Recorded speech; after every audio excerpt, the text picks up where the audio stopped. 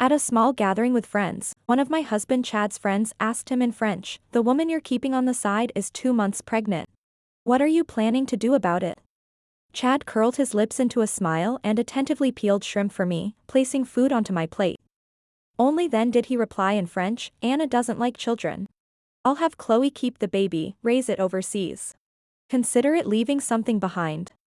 I kept eating the shrimp, yet tears slid silently down my cheeks. Chad panicked. "Anna, what's wrong?" I wiped my tears away and smiled. "The sauce is too spicy." But there was nothing spicy about it at all, just plain soy sauce. The tears came from the simple fact that I understood every word of French.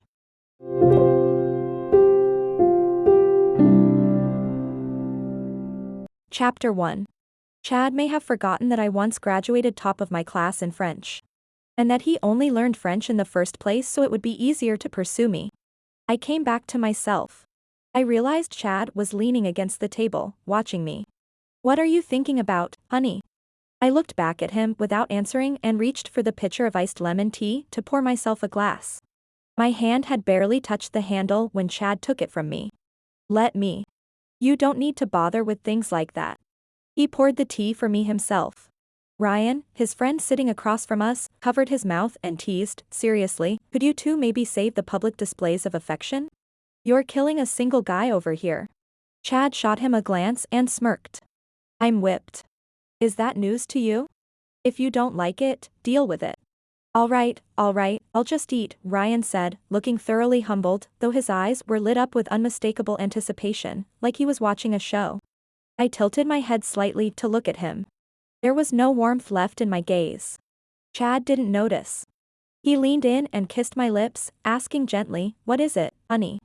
Staring at your husband like that, did I distract you?" "Yes," I said. "I was just trying to see clearly whether the man who loves me so much could ever have a wandering heart." Chad froze, panic flashing briefly in his eyes. But he recovered quickly. When he looked at me again, his gaze was so tender it felt as though he wanted to drown me in it. "Don't joke like that," he said softly. "I couldn't handle losing you." I lowered my eyes with a faint smile and pulled my hand back from where he pressed it against his chest.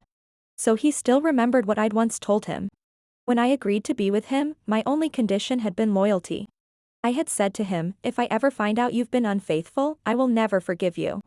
Back then, Chad had been completely devoted to me. The moment those words left my mouth, he grabbed my hand and swore, "Anna, you're the treasure I spent a year chasing. I would never do anything to hurt you.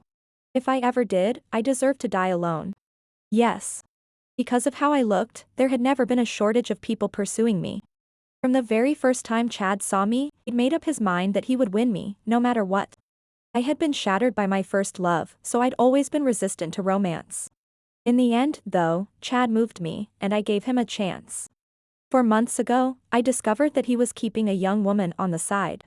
In that instant, my belief that true love truly existed collapsed. I thought I would confront him, scream, fight, demand answers. Instead, I was unnervingly calm. Calm as I stayed by his side, calm as I went through withdrawal, calm as I quietly arranged the rest of my life. At last, there was only 1 week left before my visa would be approved. Then I could leave Chad and begin a new life of my own. Chapter 2. After dinner, Chad leaned drunkenly against my shoulder. "Let's go home, honey."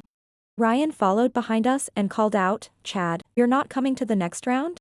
Everyone's already there, just waiting on us." Chad didn't even turn his head, still clinging to me. "I'm not going. My wife needs to take her medication. I'm taking her home." Ryan clicked his tongue and didn't press further. That was when my phone buzzed with a message. "Anna, take a guess, tonight, will Chad go home with you to take your meds, or come out and party with me?" My eyes froze on the screen. When I suddenly stopped walking, Chad turned to look at me. "What's wrong, honey?" I locked the screen and said deliberately, "Nothing. Just the mistress trying to provoke me." Chad frowned slightly and reached for my phone. At that moment, his own phone rang. Chloe's personalized ringtone. I held the phone out to him myself. "Still want to see it?" Chad stared at me, his gaze trembling. "Honey. I'm drunk. Don't bully me." He nuzzled into the crook of my neck, almost petulant. I pushed his head away and said evenly, "Answer it. It's been ringing for a while." Only then did Chad straighten up, about to tell me he would step aside to take the call. Before he could speak, I'd already walked toward the car waiting by the entrance. A flicker of surprise crossed Chad's eyes, but the moment he heard the sweet voice on the other end of the line, his expression settled back into place. Through the car window, I could clearly see the joy lighting his eyes as he spoke on the phone, his gaze lucid again, no trace of drunkenness left. I looked away, forcing down the ache in my chest. I knew he wouldn't be coming home with me tonight.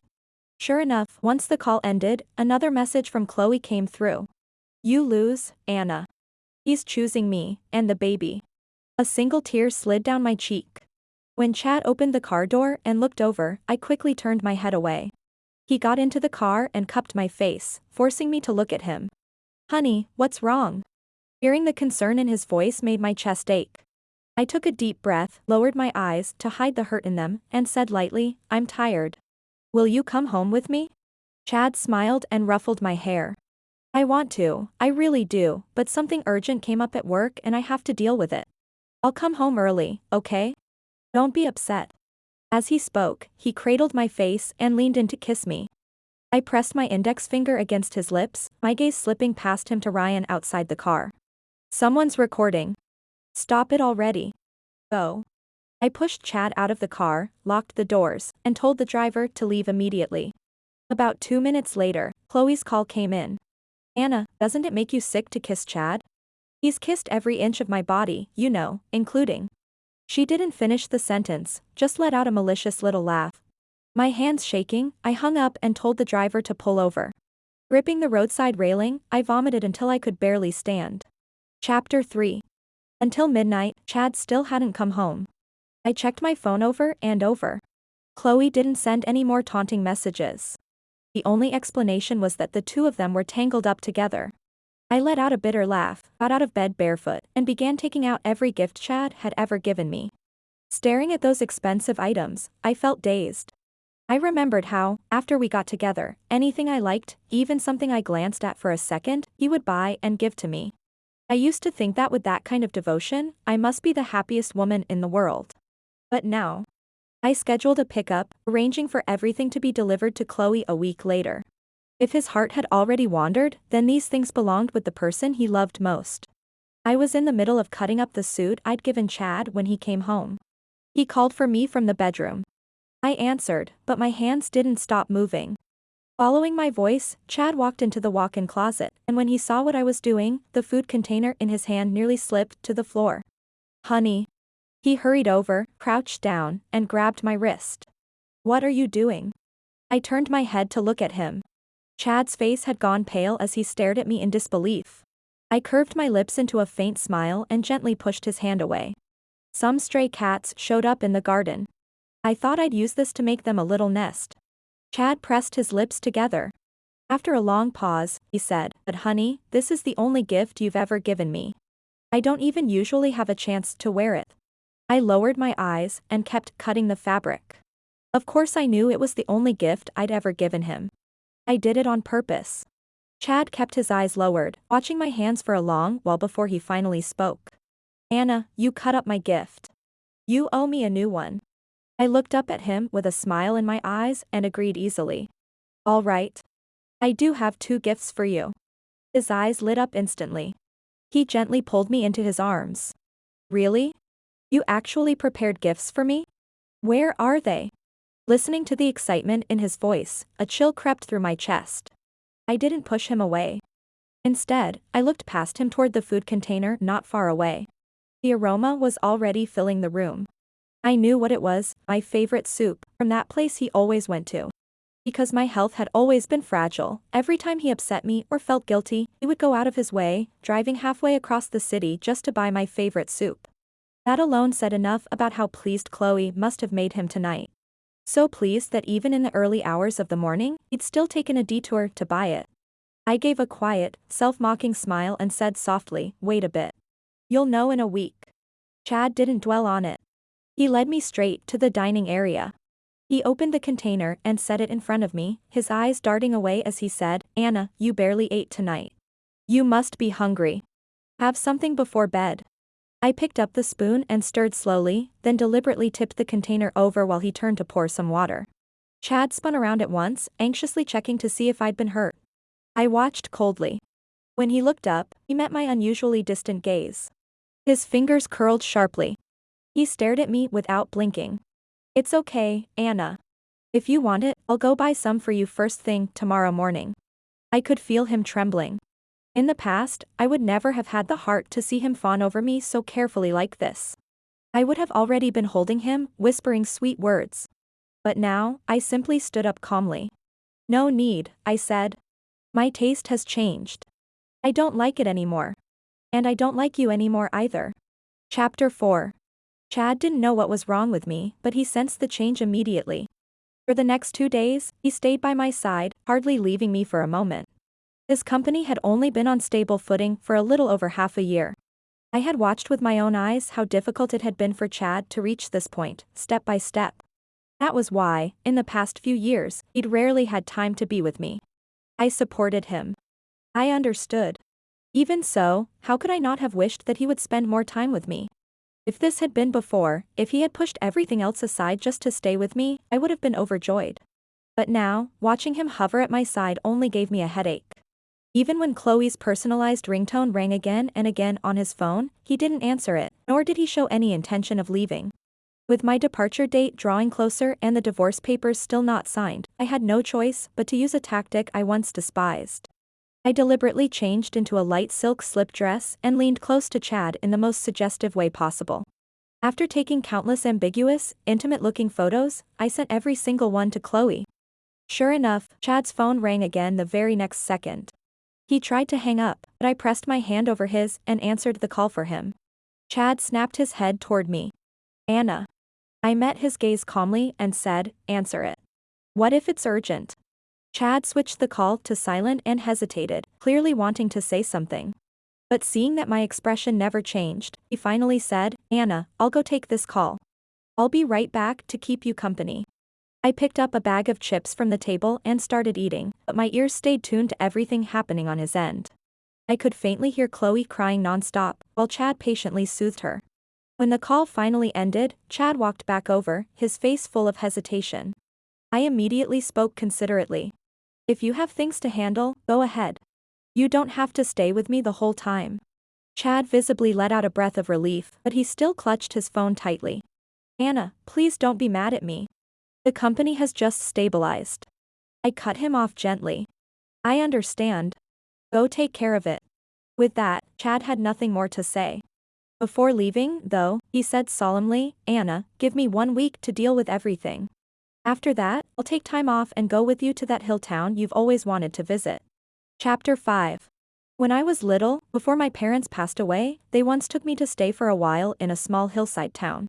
Because of that, I'd always carried a sense of homesickness for that place. After I got together with Chad, I brought it up many times, wanting him to go there with me, but he always turned me down, saying he was too busy with work. Yet I had clearly seen on Chloe's social media that Chad had taken her there. And a week later, the baby in Chloe's belly would be 3 months along. Once the pregnancy was stable, Chad finally had the mood to travel. But by then, I no longer needed it. I lowered my eyes with a faint smile and eventually nodded. After Chad left, I received another taunting message from Chloe. "Anna, so what if you're acting seductive? Chad still chose me." I didn't respond. While Chad was still on the road, I reached out to Chloe to propose a deal. "Chloe, don't you want to be Mrs. Chad? Do me a favor, and I'll make it happen." Chloe agreed eagerly. Afraid I might change my mind, she started sending me photos of the two of them together the moment Chad arrived at her place, intimate, unmistakable images, one after another. I saved every single one. At 10 that night, Chad came home exactly as expected, reeking of alcohol. The moment he walked in, he wrapped his arms around me, clinging and apologizing. Seeing the marks all over him, I did something completely out of character and soothed him patiently. When Chad saw that, his eyes actually filled with tears. "Honey, you're so good to me. If you wanted the stars out of the sky, I'd get them for you." My eyes flickered. I knew this was the perfect moment. I took out the divorce agreement and coaxed him into signing it. After he put the pen down, Chad reached for the papers, trying to look at them. "Honey, what's this?" I quickly gathered the pages back up and laughed it off. "A check. Didn't you say you'd get me the stars?" Chapter 6. As the CEO of his company, Chad retained a certain sharpness even when he was drunk. If I wanted him to sign without thinking, I could only play on his emotions, keep him immersed, give him no room to reason. I almost wanted to laugh. The tactic worked. I just didn't know what his reaction would be once he sobered up and learned the truth. I placed the divorce agreement inside a custom-made pink safe, planning to give it to Chad as a gift before I left. Then I set the safe in the most conspicuous spot, deliberately feeding his anticipation. With everything in place, I sat cross-legged beside the couch where Chad lay asleep. I began organizing all the photos and videos Chloe had sent me. Chad must have heard the noise. He groggily opened his eyes and reached out toward me. "Honey, what are you doing? Come here. Hold me."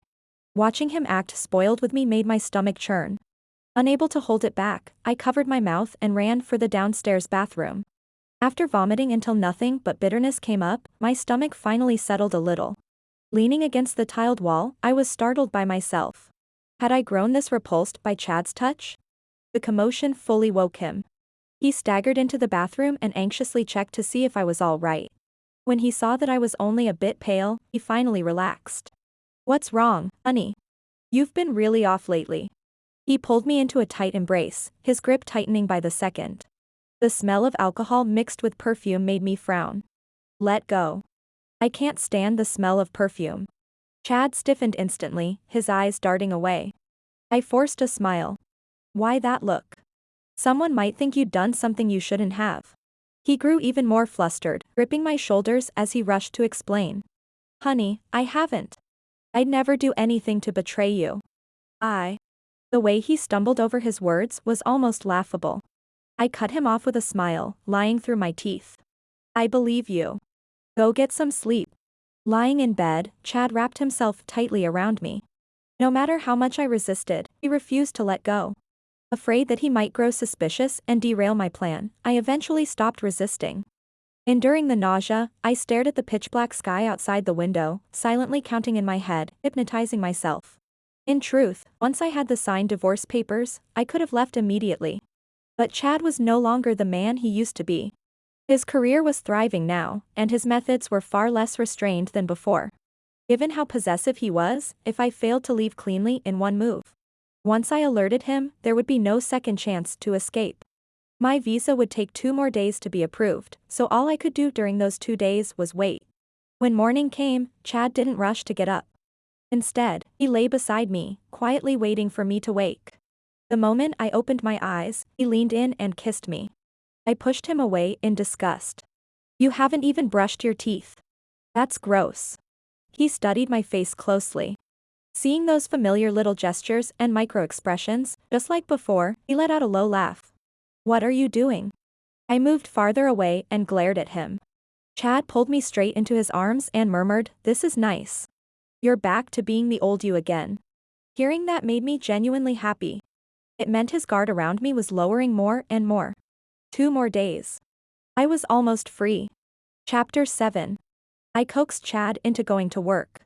He didn't want to leave me at first and even suggested taking me out for a drive. But I pointed at the pink safe and said mysteriously, "Didn't you want your gift? It's right there. If you don't focus on work, I'll destroy what's inside." At that, Chad's eyes lit up. He fiddled with it for a long time, but when he couldn't get it open, he tried to sweet-talk me for the password, and I refused. Left with no choice, he obediently went to the office. Before leaving, he confirmed with me again and again, "Honey, you'll tell me the code in 2 days, right?" I nodded. "Of course. I hope you'll like it." Chad said earnestly, "As long as it's from you, Anna, I'll love it no matter what." I just smiled and said nothing. For a moment, I almost felt regret that I wouldn't be there to see his face when he learned the truth. It would have been spectacular. After Chad left for work, I went to an OB/GYN clinic. I hadn't expected to run into Chloe there, in the middle of her prenatal checkup. Her lower belly was slightly rounded, and she looked at me with a radiant smile. "Well, look who it is. What a coincidence. What are you doing here, checking for infertility?" Hearing her taunting tone, I felt no pain at all. In fact, Chloe wasn't entirely wrong. I did have trouble getting pregnant, but it wasn't infertility. It was because years ago, when Chad accidentally fell into the water, I'd been injured saving him and never fully recovered. I was afraid he would feel guilty, so I never told him the truth. That was why Chad always believed I didn't want children, simply because I didn't like them. I smiled faintly, ignored her, and walked into the exam room. Chloe followed a few steps behind and watched as I spoke quietly with the doctor. When I walked out holding the clinic paperwork, she finally realized what it was. It wasn't until I walked out with the paperwork in hand that she finally reacted, staring at me in shock. Anna, you. I handed her the document and explained calmly, the day I found out Chad was cheating with you was also the day I found out I was pregnant. After thinking it through, I realized I still couldn't forgive him, even if I was carrying his child. Chloe didn't mock me like she usually did. Instead, she looked at me with a strange, unsettled expression. I took the certificate back and continued, tomorrow night, I'll be leaving. I hope you can keep him with you these next 2 days, and give me my final bit of peace. Chloe said nothing. After repeatedly gauging whether I was telling the truth, she finally nodded in agreement. I curled my lips slightly. Thanks. I had already turned to leave when Chloe suddenly asked, Anna, don't you hate me? I stopped and couldn't help laughing. With my back to her, I answered slowly, I wouldn't call it hate. Even without you, there would have been someone else. A man who cheats will cheat sooner or later. So, Chloe, you may have been the first person to make him feel something new, but you'll never be the last. But still, Chloe, I should thank you. If it weren't for you, I wouldn't have realized that in this world, nothing matters more than loving yourself. Chapter 8. After Chloe's constant coaxing and clinginess, Chad really didn't come home. He sent me 2 messages. Anna, I have to work late tonight. When I get home, I'll buy you a new flavor of soup. Go to bed early. Don't stay up. Looking at those nauseating messages, I deleted them without a ripple of emotion. Not long after, Chloe sent me several photos. I opened them one by one. The first showed the 2 of them facing each other at a candlelit dinner. The second showed Chad accompanying her through a prenatal class. The third showed them tangled together on a large bed. The fourth showed Chad holding Chloe as he washed her. The fifth showed Chad losing control in the bathtub. I calmly flipped through the explicit images again and again, and added them to the short video I was editing. When it was finished, I sent the video to my own email. I scheduled it to be delivered to Chad and Chloe at 7 the next evening.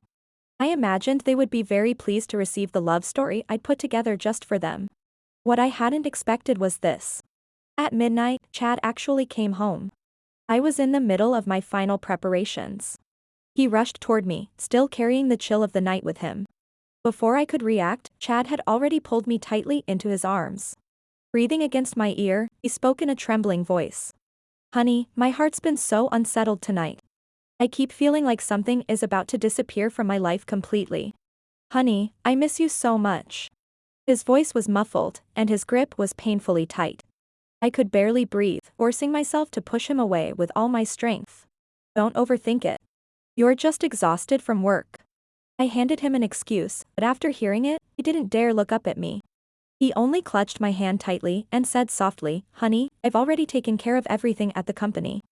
Starting tomorrow, I'll stay home and be with you properly. My nerves instantly went taut. Had Chad noticed something? Before I could think it through, he spoke again. Honey, don't push me away, okay? Honey, promise me you'll never leave me for the rest of your life. He looked at me with eyes burning bright, filled with hope. I frowned slightly, not knowing how to answer. I remembered how, back when we were still madly in love, Chad had asked me again and again to promise I would never leave him. Back then, my heart ached for how carefully he clung to those assurances. To put him at ease, I'd promised him over and over. As long as he never betrayed me, I would stay with him and love him for the rest of my life. Honey, what's wrong? Why aren't you saying anything? His eyes were wet with tears as he stared at me without blinking. I lowered my gaze and sighed softly. Chad, I'll say the same thing I always have. As long as you don't betray me, I'll love you for the rest of my life. Chad didn't press further. He only pulled me tightly into his arms. In a low, heavy voice, he said, Honey, I would never do anything to betray you. I can't bear the thought of you leaving me. I can't. His voice was deep and resolute. I found it laughable. I didn't know whether those words were meant for me, or simply to comfort himself. Chapter 9. The next day, the moment of my departure was drawing near. Yet Chad still showed no intention of leaving the house. I was growing increasingly frustrated and had no choice but to call Chloe. I need one more favor from you. The moment I hung up, Chad's phone started ringing. After it rang 3 or 4 times, he finally answered, irritation clear on his face. When the call ended, he walked toward me, his expression heavy. Hesitating, he began, Anna, I lifted my eyes to him and said seriously, go. Go take care of it. I don't know if something in Chad's subconscious sensed what was coming. Before leaving that day, he kept reminding me over and over, honey, wait for me. I'll be back soon to stay with you. He lingered, reluctant to go, watching me again and again. Left with no choice, I stood up and walked him to the door. Go on, I said. I'll be waiting for you at home. Only then did Chad get into the car and drive away. I kept watching until his car disappeared around the corner before turning back inside. I placed the abortion certificate and the divorce agreement together inside the safe, then sent Chad the code. You can look at your gift when you get home. He replied instantly. Okay, honey. Wait for me. I'll be back soon. I didn't respond. Instead, I pulled out the suitcase I had prepared long ago and headed straight for the airport. Before boarding, the video I had put together was sent successfully. Just before I pulled my SIM card out of the phone, Chad's calls started coming in one after another, frantic and relentless. I rejected the call, decisively removed the SIM card, and snapped it in half. Then, without looking back, I boarded the flight to France. Chapter 10. At the same time, Chad sat frozen in his car, staring at the video on his phone.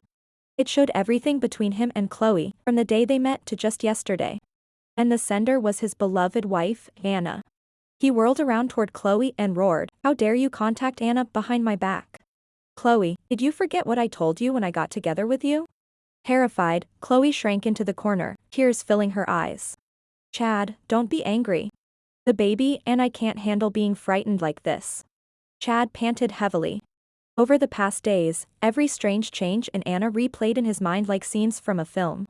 The sense of dread grew stronger and stronger. Chad suddenly kicked Chloe out of the passenger seat. His gaze was like a blade, as if he wanted to tear her apart.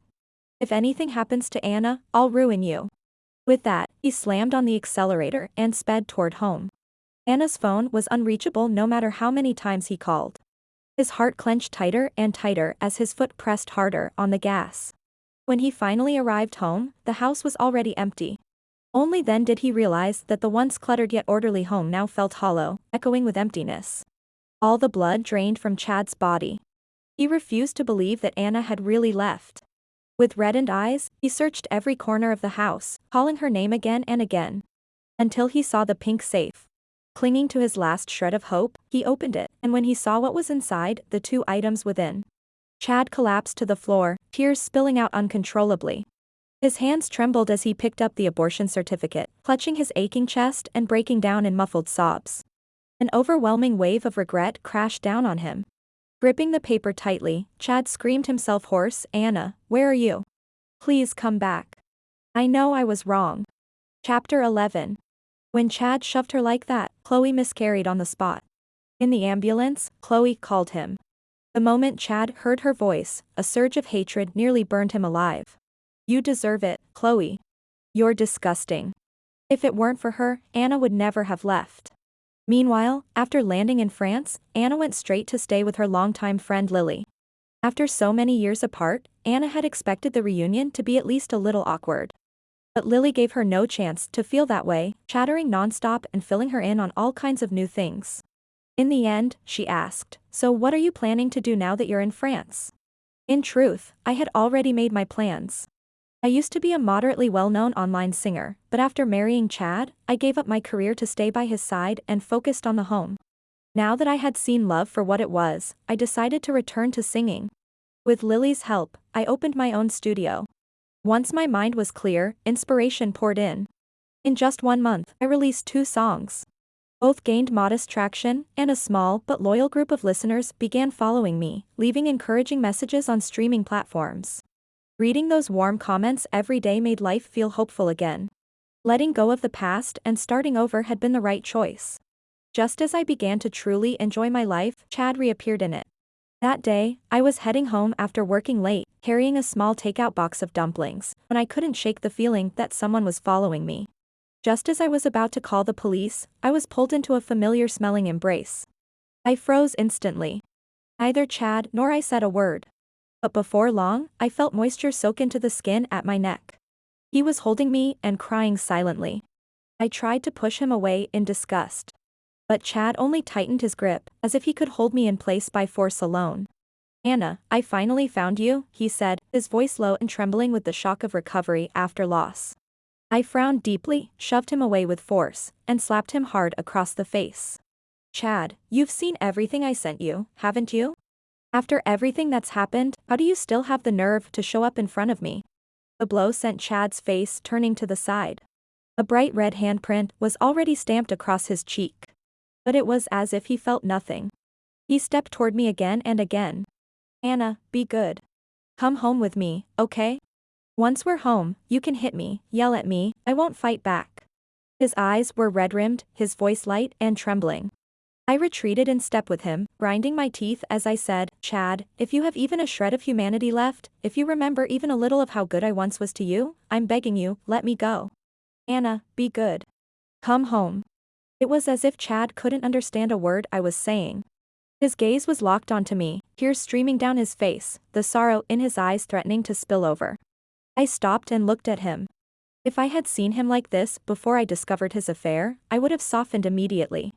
But now, all I felt was a grim sense of satisfaction.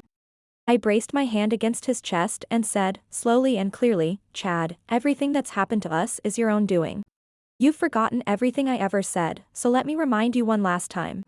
Chad, if you betray me, I will never forgive you." Faced with my icy resolve, something in Chad finally shattered. He turned his back to me, unable to look at me anymore. But the way his shoulders shook betrayed him, he was far from calm, writhing in unbearable torment. And yet, what did that have to do with me? Everything was his own choice. Chapter 12. I turned and walked away. Chad followed a few steps behind me, silent and blank-eyed. I had intended to ignore him, but he pushed further, trying to follow me into my home. I finally lost my patience and slapped him again. "Chad, how can someone be as shameless as you? Of all the things I've regretted in my life, the worst is ever knowing you." Chad grabbed my wrist before I could pull my hand back, pleading desperately. "Anna, I was wrong. I really know I was wrong. Give me one more chance, let me prove it, please." I yanked my hand free and shoved him out the door. "Chad, how do you even have the nerve to ask for my forgiveness? When you cheated, did you ever think about how much it would hurt me when I found out?" Before I could finish, Chad rushed to cut in. "I did. Anna, I did think about it. I thought." "You thought what?" I snapped. "That I was some useless woman who couldn't have children? That as long as you hid it well enough, I'd never find out about your affair for the rest of my life?" I questioned him relentlessly, advancing on him step by step. Chad shook his head as he retreated, tears of remorse pouring down like a waterfall. Honestly, in all the years I'd been with him, I had never seen him cry like this. Now that I had given his precious title of Mrs. Chad to his new lover, what exactly was he crying for? I looked away from him and said coldly, "Stop putting on this act in front of me, Chad. You don't actually love me. The only person you love is yourself. I love you. Anna, you're the only person I've ever loved in this world." Chad rushed to explain himself, his eyes bloodshot as he stared at me.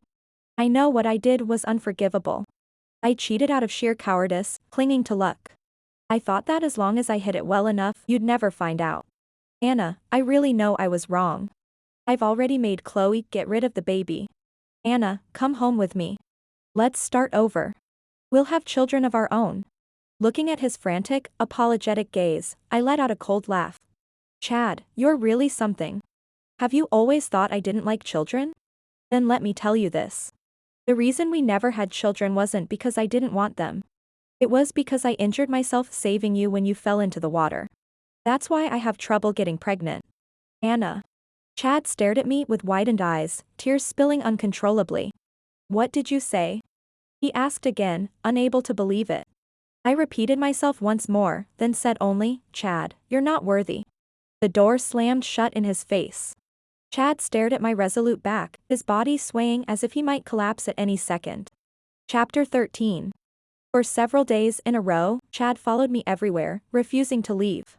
I warned him that if he didn't disappear, I would send the video of him and Chloe's affair to all of his business partners. Chad said nothing, only looked at me with overwhelming grief.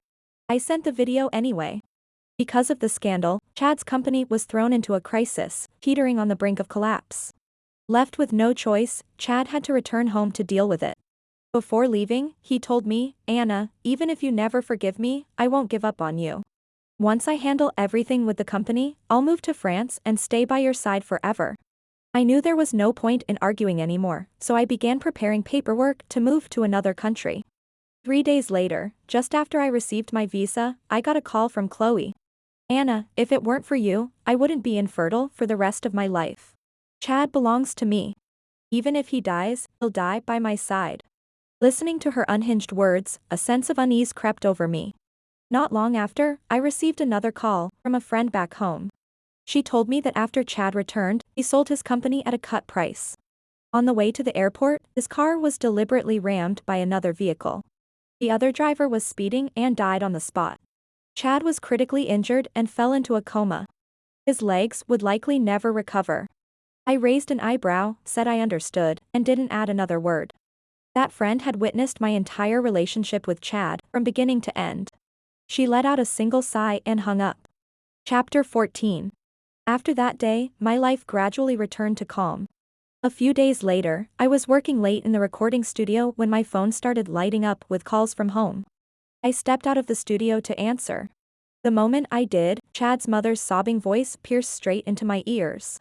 "Anna, Mom knows she shouldn't be calling you, but Chad, he doesn't have much time left. The doctors say he's determined to die. Mom only has one son. I'm begging you, please come back and see him, just once." Listening to his mother's heartrending sobs, something in me finally softened. After so many years of marriage to Chad, I hadn't seen his parents often. But every time we did meet, they treated me exceptionally well. From them, I often felt the warmth I used to feel when my own parents were still alive. Even though Chad and I were long past any possibility, hearing an elderly woman cry like that still made my heart ache. Just as I was hesitating, a sharp cry came from the other end of the phone. Chad's father had collapsed, unable to bear seeing his son like this. The sound of his mother's crying through the phone made my chest tighten. I let out a long sigh and decided to return home. When Lily heard, she didn't say much, only tried to comfort me. "Don't put too much pressure on yourself for this trip. Just think of it as doing it for the elders." I nodded and boarded the flight back. After landing, I went straight to the hospital. When I saw Chad's mother, I was shocked. The once gentle woman looked as if she had aged 10 years overnight. She led me to his room and begged me to talk to him. When I finally stood by his bed, seeing him surrounded by monitors and tubes, I didn't know where to start. Chad's mother fainted several times. Left with no choice, I stood by the glass and spoke to Chad about the past. Several days passed, and Chad still hadn't woken up. But the doctors said he no longer seemed bent on dying like before. Hearing this good news, Chad's mother clutched me and cried. A week later, Chad finally regained consciousness. Once his condition stabilized, he was transferred to a regular ward. That day, Chad's mother brought me into the room to see him. But Chad turned his head away, completely unlike himself. Using all his strength, he asked me to leave, saying he didn't want to see me. No matter how much his mother pleaded, he refused to turn back. I calmly said goodbye to his parents and boarded a flight back to France that very day. After the plane landed, I received a message from Chad. "Anna, I'm sorry. I know everything that's happened to me is heaven's punishment, and I accept it. The way I am now, I'm no longer worthy of holding you or following you. Anna, I won't cling to you anymore. I only hope you won't forget me too quickly." I deleted the message and threw away the SIM card once again. This time, I could finally begin a brand new life. At this point, my love life is a public service announcement. Free of charge.